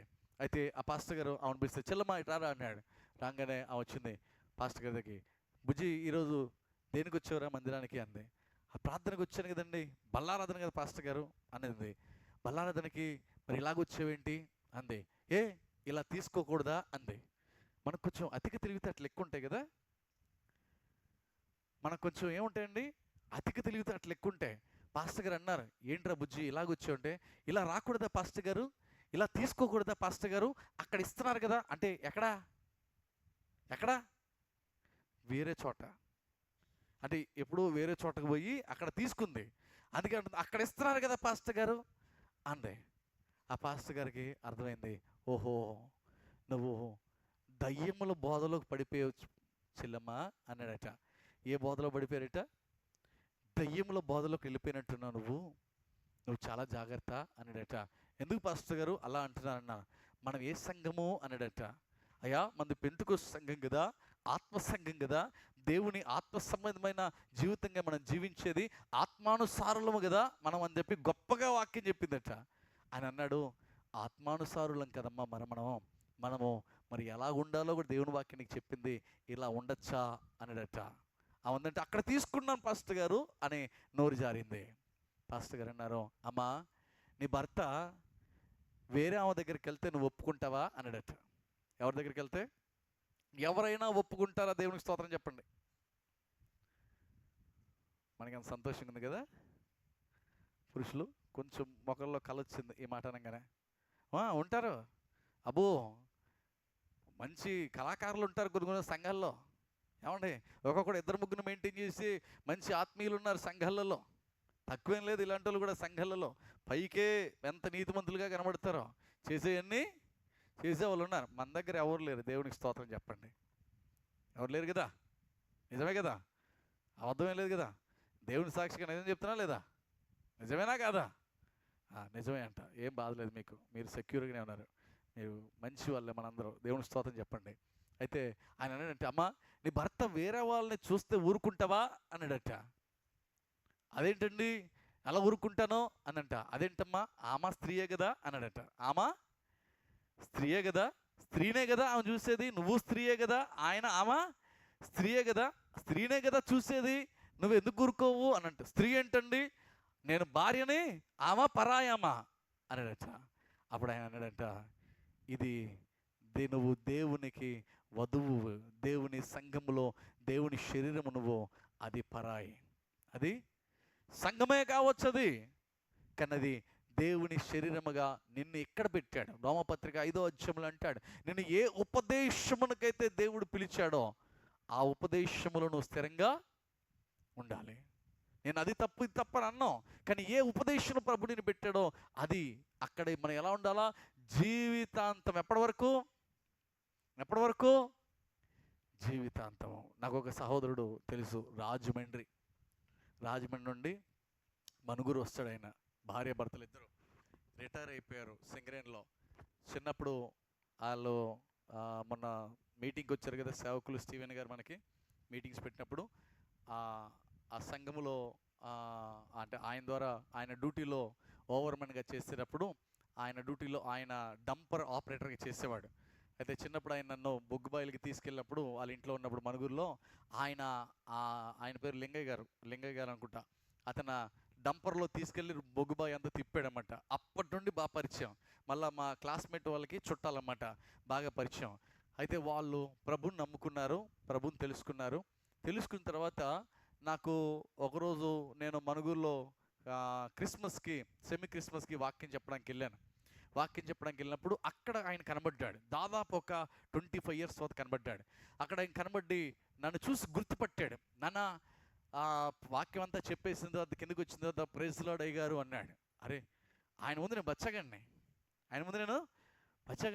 నేను గుర్తుపట్టలేదు ఆయన్ని. ఆయన నన్ను చూసి ప్రైజ్ లార్డ్ అయ్య గారు అన్నాడు అని. దాని తర్వాత వాళ్ళ భార్య ఎదురొచ్చి అయ్యగారు మీరు మాకు తెలుసు అన్నారు.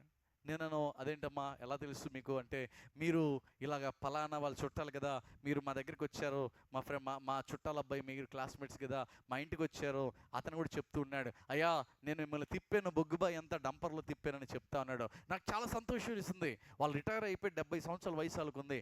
వాళ్ళు అయ్యగారు అని పిలుస్తూ మాట్లాడుతున్నప్పుడు సంతోషం అనిపించింది. నేను అన్నాను, ఎక్కడున్నారేంటి మీరు అంటే ఇక్కడే ఉంటున్నారా రిటైర్ అయిపోయి అంటే, లేదయ్యా మేము ఎక్కడ ఉంటున్నామంటే రాజమండ్రిలో.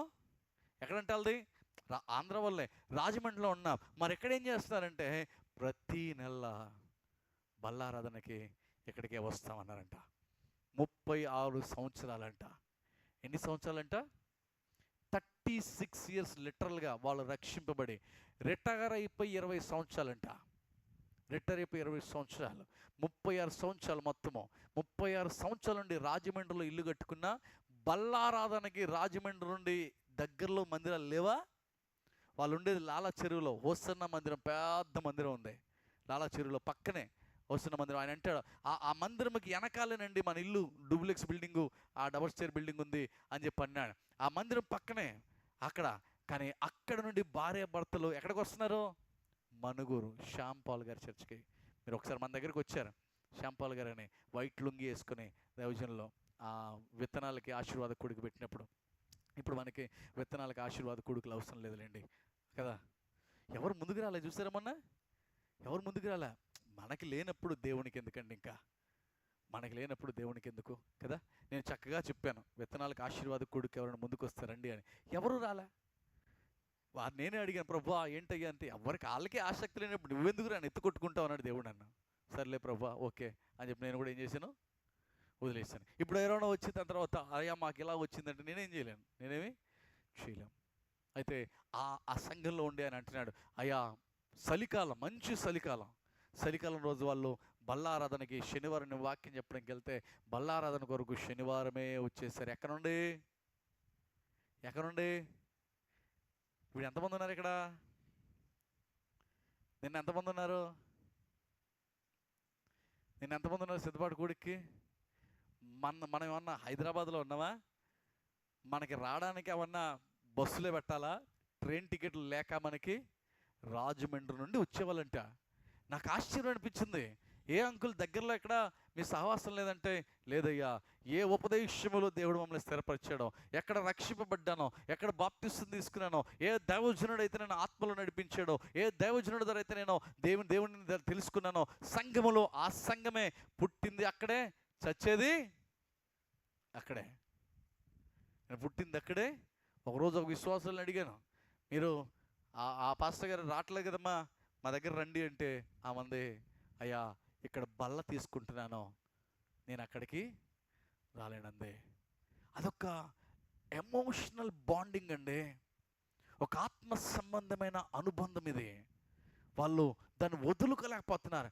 నాకు ఆశ్చర్యం వేసింది. ఓరిని మా దగ్గర 10 కిలోమీటర్లు, 5 కిలోమీటర్లు, 2 కిలోమీటర్లు రోడ్డు దాటితే ఉన్నారు మా విశ్వాసులు. రారే, బండి వేసుకుంటే వచ్చేయచ్చు, గట్టిగా నడుస్తే ఊరు దాటి ఇక్కడికి వచ్చేయచ్చు, ఒక ఆటో మారితే వచ్చేయచ్చు. అయినా మా వాళ్ళకి అంత ఆసక్తి లేదే అనుకున్నాను. రిటైర్ అయిపోయారని వస్తున్నానంటే, లేదయ్యా రిటైర్ కాకముందు నుండి కూడా మాకు ఇదే పని, భార్య భర్తలు టక్కని శనివారం బయలుదేరిపోతాం, వచ్చేస్తాం, ఆదివారం చూసుకొని సోమవారం వెళ్ళిపోతాం. ఎవరు చూసుకుంటారు మనం ఇక్కడంటే? ఎవరు చూసుకునేది ఏంటయ్యా, మందిరంలో పడుకుంటాం దేవుని సన్నిధిలో. భార్య భర్త ఎంత సంతోషంగా చెప్తున్నారా, వాళ్ళు దీవించబడ్డారు. కుమారులు 2 సిఏలు కాదు, సిఏలు చార్టెడ్ అకౌంటెంట్స్ ఆశీర్వదించబడ్డారు. ఆ బిడ్డలు చెప్తారంట, నానా మీ ప్రార్థన, మీ పట్టు విడవని మీ జీవితాలు మాకు ఆశీర్వాదమైనాయి.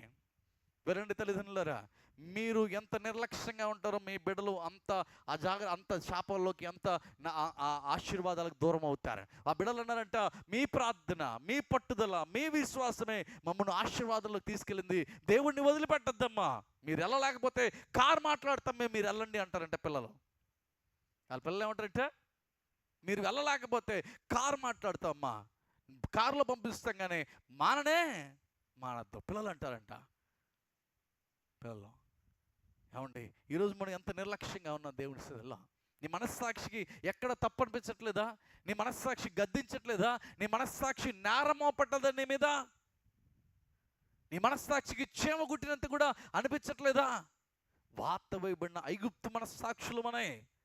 మోషే లాంటి జీవితాలు కాదు మనే. మోషే ఐగుప్తులో ఉన్నాడు కానీ మనసు హెబ్రీ మనసు అయింది. లాగుతుంది హెబ్రీ హృదయము. దేవుని బిడ్డని నేను, దేవుని జనాంగము, సొత్తైన జనాంగమునేనని హెబ్రీ మనసుతో అతను లాగుతున్నాడు. ఆ వదిలేశాడు. క్రీస్తు నిమిత్తము నిందని భాగ్యముగా ఎంచుకొని ఐగుప్తు ఐశ్వర్యం అంతా వదిలేసి దేవుని కొరకు వచ్చేసాడు. దేవుని కొరకు వచ్చేసాడు. మనం ఒకరోజు పని మానేయలేం, ఒక పూట పని మానేయలేం, ఒక 50 రూపాయల దేవుని కొరకు ఛార్జీలు కష్టపెట్టుకోలేం. 50 రూపాయలు అంటే ఒక్కరోజు రోగం వచ్చింది అనుకోండి, ఎంత ఖర్చు అవుద్ది మనకి? ఎంత ఖర్చు? కొన్ని వేలే అవుతాయి. దానికంటే ఎక్కువ కాదు కదా, దానికంటే ఎక్కువ కాదు కదా. మేము భార్య భర్తలు ఇలా అనుకుంటాం, ఏదైనా మందిరానికి చేయాలనుకోండి, ఒక 10-20 వేలు అయినాయి అనుకోండి, మేము ఇంత డబ్బులు మనమే పెట్టుకుంటే ఎలా అంటే ఇలాగే అనుకుంటాం. ఏమంటే నీకేమైనా నాకేమైనా డబ్బులు అవుతాయి కదా, హాస్పిటల్కి అవుతాయి కదా, అంతే అనుకుందాం అంటాం. అంతే అనుకుందాం అండి, దేవునికి ఇచ్చేద్దాము, కార్యం చేద్దాం అని చెప్పేసి వెళ్ళిపోతూ ఉంటాం. దేవుడు అలాగే ఆశీర్వదిస్తూ ఉంటాడు. మనస్సాక్షి నిర్మలముగా లేకపోతే దేవుని ఎదుట దేవుని దీవెనలు, ఆశీర్వాదాలు నీకు, నీ బిడ్డలకు ఉండవు, నీ సంతానానికి ఉండవు. మోషే మనస్సాక్షి నిర్మలమైంది. అతను మంచి మనస్సాక్షి కలిగి ఉన్నాడు, మంచి మనస్సాక్షి కలిగి ఉన్నాడు. హెబ్రీ పత్రిక 13వ అధ్యాయము 18వ వచనం చదువుదాం చూడండి. పౌలు దేని గురించి ప్రార్థన చేయమంటాడు చూడండి. 13-18 వచనం త్వరగా చదువుదాం, ముగిస్తాను.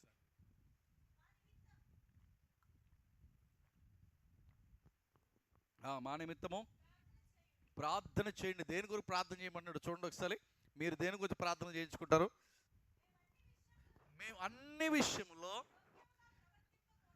యోగ్యముగా ప్రవర్తింపగోరుచు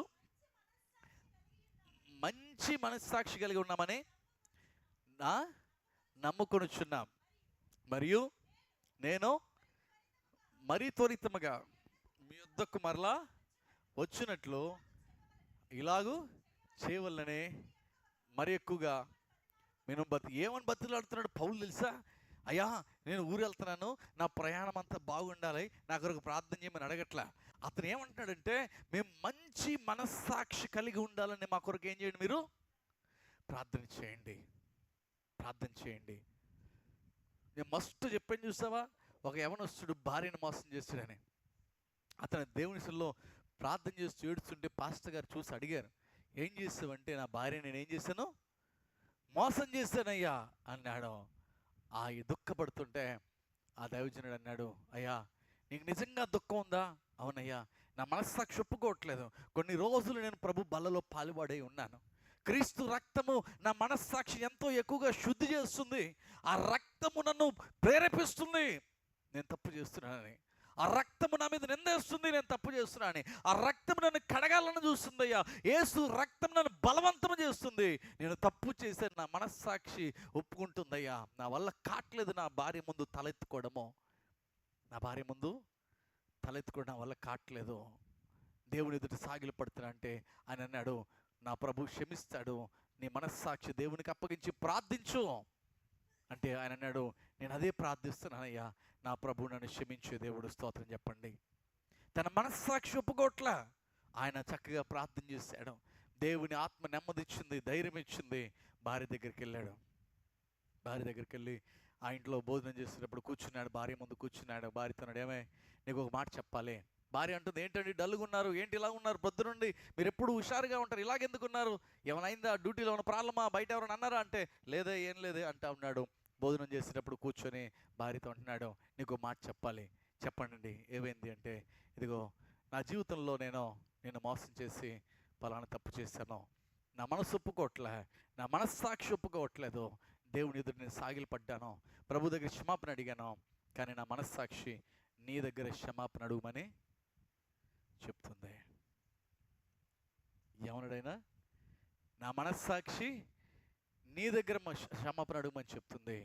నేను దేవుని మాటకి లోబడి వచ్చి నీ దగ్గర నువ్వు నన్ను క్షమిస్తావా, నన్ను తప్పు చేశానంటే భార్య వెంటనే కౌగిలించుకుందంట. ఏమండి, ఇంత మంచి మనస్సాక్షి మీకుండి, మీరు ఆ మంచి మనస్సాక్షి మిమ్మల్ని దేవుని దగ్గర ఒప్పింప చేస్తుంది చూసారా, అది నేను మరవలేను. నా దేవుడు గొప్పవాడు, నా దేవుడు నా భర్త పాపములో పడ్డా తిరిగి మార్చగలిగిన దేవుడు ఆయన. ఆ మంచి మనస్సాక్షి మీకు ఇచ్చాడండి. నేను క్షమించిన దేవుడు క్షమించాడు, నేను క్షమిస్తున్నానే భార్య భర్తను హత్తుకుందంట. నేనంటాను ప్రియమైన, కల్మషము లేని మనస్సాక్షి కుటుంబాల్లో ఉన్నాయా? ఈ రోజుల్లో భర్తకి ఫోన్లు లాక్కుంటాయి. ఎంతమందికి ఉన్నాయండి లాకులు? ఎంతమందికి ఉన్నాయి లాకులు? మీ లాకులు మీ భార్యలు తెలుసా? మీ లాకులు ఉన్నాయా? లాకులు ఏమన్నా ఇంట్లో? యవనస్తులకు లాకులు, భార్యలకి లాకులు. భార్యకి ఫోన్ ఉంటే భార్య ఫోన్కి లాక్ ఉంటుంది, భర్తకి ఫోన్ ఉంటే భర్త ఫోన్కి లాకులు ఉంటాయి. ఏం సీక్రెట్లు అయ్యా నీకు నీ భార్యకి మధ్యలో? ఏం సీక్రెట్లు అమ్మా నీకు మీ తల్లిదండ్రులకి మధ్యలో? లాక్లు పెట్టి, లాక్లు ఎవరికి పెట్టాలి? బయటోడు చూడకూడదు, బయటోడు చూడకూడదు. నేను ఫోన్ పట్టుకెళ్ళాను, ఎక్కడో బస్ స్టాండ్లో కూర్చొని పక్కన పెట్టుకున్నాను, ఎవడో నా ఫోన్ ఓపెన్ చేయకూడదు, అక్కడ నాకు లాక్ ఉండాలి, వాడికి తెలియకూడదు. నా లాక్ నా ఇంట్లో అందరికీ తెలియాలి. నేను పెట్టుకున్న లాక్ నా ఇంట్లో అందరికీ తెలియాలి. మా ఇంట్లో ఏముంటుంది, నా ఫోను చూస్తావు కదా, లాక్ ఏముంటుందా? లాక్ తెలుసా నీకు? లాక్ తెలుసా నా ఫోన్ లాక్? ఫోన్ ఎక్కడ ఉంటుంది? మన ఫోను బెడ్ మీద ఉంటుంది. ఏముంటుంది? ఫోన్ లాక్ ఉంటుంది. లాక్ అయితే ఉంటుంది, కానీ నా లాకు నా ఇంట్లో అందరికీ. నాకేం సీక్రెట్స్ లేవు, సీక్రెట్ పాపాలు ఏమి నాకు చేయను, రహస్యమైన పాపాలు ఏం లేవు. I'm transparent. నిజంగా యథార్థంగా దేవుని ఎదురు చెప్పుకోగలుగుతున్నాను, నా భార్య ఎదురు చెప్పుకోగలుగుతున్నాను. ట్రాన్స్పరెంట్, నాకేమి లేవు, నేను వ్యర్థమైన ఏమి చూడలేదు.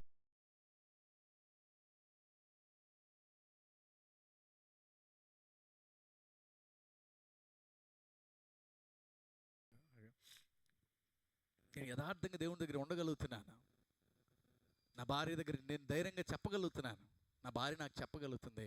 ఉన్నారా మీ ఇంట్లో అలాగా? ఉండగలుగుతున్నారా మీ జీవితంలో అలాగా? మీరు అలాగా ఆ యథార్థత, ఆ నిర్మలమైన మనస్సాక్షి దేవుడిలో కలిగి ఉన్నారా? కలిగి ఉన్నామా? కలిగి ఉంటే గట్టిగా ఆమె చెప్పండి, ఆమె చెప్పండి. నేను అంటాను, మీ జీవితాల్లో అలాంటి రహస్యాలు ఉండడానికి వీలు లేదు. అలాంటి జీవితం మనకు వద్దు, అలాంటి రహస్యమైన పద్ధతులు మన జీవితంలో వద్దండి. మనము దేవుని బిడ్డలము. ఐగుప్తు తలంపు, ఐగుప్తు మెంటాలిటీ మనలో ఉండకూడదు. మన హెబ్రీలము, దేవుని బిడ్డలు. నేను యేసు రక్తంలో కడగబడిన వాడిని. 9వ అధ్యాయం హెబ్రీ పత్రిక 14వ వచనంలో అంటది, యేసు క్రీస్తు రక్తము నీ మనస్సాక్షిని ఎంతో ఎక్కువగా శుద్ధి చేస్తుంది. ఎందుకు ఈరోజు బల్ల తీసుకుంటున్నాను? ఎందుకు ఈరోజు నేను ప్రభు రక్తంలో పాలువారై ఉంటున్నానంటే, ఒకవేళ నా మనస్సాక్షిలో కల్మషంతో వచ్చుతుందేమో, కల్మషం అనేది ఉండకూడదు. ఒకవేళ ఉందేమో, నా యేసయ్య రక్తము నా మనస్సాక్షిని ఏం చేయాలా? శుద్ధి చేయాలి. నా హృదయాన్ని శుద్ధి చేయాలి నా యేసయ్య రక్తము. నేను మనుషుల ఎదుట, నా కుటుంబంలో, నా భార్య ఎదుట, నా భర్త ఎదుట, నా పిల్లల ఎదుట, సంఘములో, సమాజములో నేను యథార్థవంతుడై ఉండాలి. అందుకే యోబు అంటాడు, నేను చచ్చిపోయినా కానీ నా యథార్థత నేను విడిచిపెట్టినాం. యథార్థత. భయపడ్డదేనికాడు, ఏమొచ్చినా చూసుకుందాం, నేను నా యథార్థత విడిచిపెట్టినంటాడు. ఇలాంటి జీవితం మనకుందా ఈరోజు దేవుని సన్నిధిలో? సంగమా, నువ్వు ఐగుప్తు వాడిగానే ఉంటున్నావు. సంఘములో పేరుకే హెబ్రీయుడివి, పేరుకే క్రైస్తవుడివి అని పిలువబడుతున్నావు, పేరుకే నేను దేవుని బిడ్డని పేరు పెట్టుకున్నావు. కానీ నీ మనస్సు ఐగుప్తు మనస్సేనేమో, నీ మనస్సాక్షి ఐగుప్తు మనస్సాక్షినేమో, ఆ బానిస మనస్సాక్షి, ఆ పాప మనస్సాక్షి, ఆ రహస్య పాపములు చేసే మనస్సాక్షి, ఆ దూషణ చేసే మనస్సాక్షులు, మోసము చేసే మనస్సాక్షులు ఐగుప్తు మనస్సాక్షి. హెబ్రీ మనస్సాక్షి నిర్మలమైంది, మంచి మనస్సాక్షి, పవిత్రమైన మనస్సాక్షి. అదే ఐగుప్తు మనస్సాక్షి కఠినమైంది, వాతమైబడింది. కొంతమంది అంటారు ఎంత చెప్పినా వినడండి. దేవుని వాక్యం ఏమిటో తెలుసా? ఎన్నిసార్లు చెప్పినా వినకపోతే నాశనం అవుతావురా. ఎన్నిసార్లు చెప్పినా వినకపోతే నాశనం అవుతావు. దేవుడు కొన్ని విషయాల్లో మొహమాటం లేకుండా చెప్తాడు. మనమైనా పాస్టర్లు ఏమని అంటే రేపు రారేమో అని భయం కలుగుతుంది. ఈ రోజుల్లో సేవకులకు ఒక భయం ఏంటో తెలుసా? సూటిగా ఏ విశ్వాసిని ఏమి అనలేకపోతున్నారు. ఎందుకండి వీధి వీధికి ఒక మందిరం. నిన్న ఇక్కడ ఏమనంటే అక్కడ డోర్లు తెరుస్తారు, అక్కడికి వెళ్ళిపోతాం, అక్కడ కుర్చీ వేస్తారు, రెడ్ కార్పెట్ వేస్తారు. అరే ఈ పాస్టర్ అన్నాడు నన్ను ఇలాగ, నన్ను అంటాడా? నేను రాను, నాతో వచ్చేవాళ్ళు నేను రానివ్వను. మా ఇంటి పోరటోళ్ళు ఎంతమంది ఉన్నారు? జానకక్కలు కొంచెం ఎంతమంది ఉన్నారు? మీరే కదా? ఓకే, పర్లేదు, సేఫ్. వాళ్ళు ఇలా ఉన్నారనుకోండి, మేము రాము, మా కొంచెం ఎవరిని రానేమో. మీరేంటమ్మా మడక వల్ల? మేము రాము, మడక వాళ్ళని రానేమో. మీరేంటి పెరుమలలు కదా? మేము రాము, పెరుమలలో ఎవరిని రానేమన్నా? ఎవరు రానేమో? సేవకులకి ఒక భయం పట్టింది. ఒక సేవకుడు ఇలా అంటున్నాడు, ఏమండి వాడొక్కడు కాదండి మానేసేది, వాడితో ఉన్న తెగంతా ఆపెత్తారండి వాళ్ళు. అలాంటి వాళ్ళేనండి వాళ్ళు. వాళ్ళకి పంతాలు, కక్షలు ఇవే ఉంటాయి కానీ దేవుడి సొల్లో నిర్మలమైన మనసాక్షి ఉండదండి. ఎవరి బాబు నేనుదో వెళ్ళిపోతాను మందిరాన్ని వదిలేసి, మీరు మంచిగా ఉండండిరా మందిరంలో అని చెప్పరండి. వాడు చెడిపోయేది కాక ఇంకోటి ఏం చేస్తాడు? చెడగొడతాడు. అదే ఉంటుందిగా, మన పొద్దున్న లేతే లారీల మీద రాసి ఉంటాయి మంచి కొటేషన్లు. చెరపకరా చెడేవు, నన్ను అలా చూడకరా నీ కళ్ళుగా మండిపోతాయి అంటున్నాడు. ఒకరోజు బండి ఉంటే వాడు రాసింది, నన్ను అలా చూడకు నీ కళ్ళు మండిపోతాయంట. లారీ వెనక్కి కొటేషన్ భలే రాస్తారు కొటేషన్ లారీ వాళ్ళు కూడా. నేను ఏం చూస్తున్నాను అంటే ఏం చూపది? అసూయ కలిగిన చూపు, వ్యత్యాసముతో ఉన్న చూపులు. నువ్వు అలా చూస్తే కళ్ళు మండిపోతాయి అన్నట్టుగా. కొద్దిమంది ఇలాగే ఉంటారు. ఏమైనా అందావా అంటే భయమే వాళ్ళతోటి, ఏమైనా అందామంటే భయమే. సంఘాల్లో నేను అంటాను ప్రియదేములరా, ఇలాంటి భయము నీ సేవకుడికి కలగకుండా నువ్వు జీవిస్తున్నావా సంఘములో? ఇలాంటి భయము నీ ద్వారా సంఘములో నీ సేవకుడికి కలగకుండా, ఇలాంటి ఆ ఇండైరెక్ట్ బెదిరింపులు సంఘములో సేవకులు ఉండకుండా నువ్వు నిర్మలమైన మనస్సాక్షి కలిగి సంఘములో ఉంటున్నావా? నిర్మలమైన మనస్సాక్షి కలిగి, మంచి మనస్సాక్షి కలిగి దేవుని వాక్యం ఉంటుంది, ఎన్నిసార్లు గద్దించినా వినవాడు ఏమవుతాడంట? ఎప్పుడు నాశనం అవుతాడు? దానికి ఒక డేటు, దానికి ఒక ప్రవచనము. మా పాస్టర్ గారు చెప్పారు పలానా రోజు నాశనం అయిపోతాయి. ఎవడు చెప్పడా? దీనికి ఒక ప్రవచనం లేదు. హఠాత్తుగా నాశనం అయిపోవడానికి ప్రవచనం ఏమీ లేదు. నేను ప్రార్థన చేయమన్నా ఆ ప్రవచనం దొరకదు నాకు ఎక్కడ ఎదిగినా. నువ్వు ఎప్పుడు నాశనం అయిపోతావు? దేవుడు ఏమైనా హఠాత్తుగా చచ్చిపోతావు, హఠాత్తుగా నాశనం అయిపోతావు. హఠాత్తుగా అంటే సడన్గా ఎప్పుడు నాశనం నీ మీదకి వస్తుందో తెలియదు. మరి అలాంటి స్థితిలో మనం ఉండకూడదని దేవుని వాక్యం అంటుంది. అందుకే పౌలు అంటున్నాడు, మీరు దేవుని మందిరానికి వచ్చినప్పుడు మీ విశ్వాసము, మీ మనస్సాక్షి సరిచేసుకొని పరిశుద్ధపరచుకొని అప్పుడు దేవుడి మందిరానికి చేరుదాము. ఎవరికి మాట చెప్తున్నాడు? సంఘ బిడ్డలకు చెప్తున్నాడు. కీర్తనలు పాడుచు మందిరంలో ప్రవేశించాలి. ఇంకొక మాట చెప్పనా, మందిరంలోకి వచ్చి సరి చేసుకోవడం కాదు, నువ్వు మందిరంలోకి వచ్చేటప్పుడే సరి చేసుకొనిరా. మందిరంలోకి వచ్చేటప్పుడు నీ మనస్సాక్షి మీద నింద మోపినప్పుడు నీ మనస్సాక్షి చెడిపోయి ఉంటే ఎక్కడ ఆవరణం బయట దావీదు పాపము చేసి బెర్షెబా దగ్గర తప్పు చేస్తే ఆయన మందిరంలోకి వెళ్ళి బోర్లబడి ఆడవల మందిరం మెట్ల మీద కూర్చొని ఏడిచాడు. ఎక్కడ కూర్చొని ఏడిచాడు? మనం మందిరంలోకి వచ్చేసాం, పరిశుద్ధ స్థలంలోకి వచ్చేసాం, అతి పరిశుద్ధ స్థలంలో చేరి ఆరాధన చేస్తున్నాం, ప్రభు బల్ల తీసుకుంటున్నాం, ప్రభు రక్తము సేవిస్తున్నాం. అయినా నీ మనస్సాక్షికి మార్పు రావడం లేదు. దావీదు ఎక్కడ? మందిరం బయట మెట్ల మీద కూర్చొని ఏడ్చాడు, నేను తప్పు చేశానయ్యా, తప్పు చేశాను. ప్రియ దేవుని బిడ్డ, నేను అడుగుతున్నాను ఈరోజు, నీ మనస్సాక్షి నాకు తెలియకపోవచ్చు, ఎవరికి తెలుసు? దేవునికి తెలుసు. దేవుని ఎదుట ఏది రహస్యం లేదు. లేచి నిలబడదాం ఒక నిమిషము.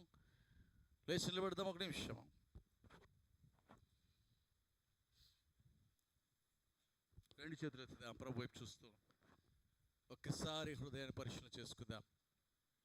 నేను బల్ల వర్తమానంలోకి వెళ్ళాలని ఆశపట్టలేదు. ఈ వాక్య నిమిత్తం ప్రార్థించిన వెంటనే నేను బల్ల ఇవ్వడానికి సిద్ధపడతాను.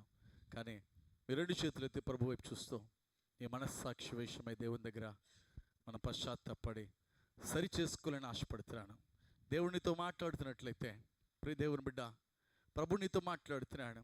మంచి మనస్సాక్షి, నిర్మలమైన మనస్సాక్షి, పరిశుద్ధమైన మనస్సాక్షి కలిగి ఉన్నావా? వాత వేయబడిన మనస్సాక్షి కలిగి ఉన్నావా? ఒకసారి పరిశీలన చేసుకో ప్రియ దేవుని బిడ్డ. ప్రభు నీతో మాట్లాడుతున్నాడు. నీ మనస్సాక్షి విషయమై నీకు భయం లేదా? నీ మనస్సాక్షి విషయమై నీకు శ్రద్ధ లేదా? దేవుడి మందిరంలో వచ్చిన నువ్వు నీ మనస్సాక్షిని పరిశీలన చేసుకొని, ప్రభువా అవునయ్యా నేను పలానా విషయంలో పడి ఉన్నాను ప్రభా, చెడిపోయి ఉన్నాను, మాటికి నేను ప్రభా పడిపోతున్నాను.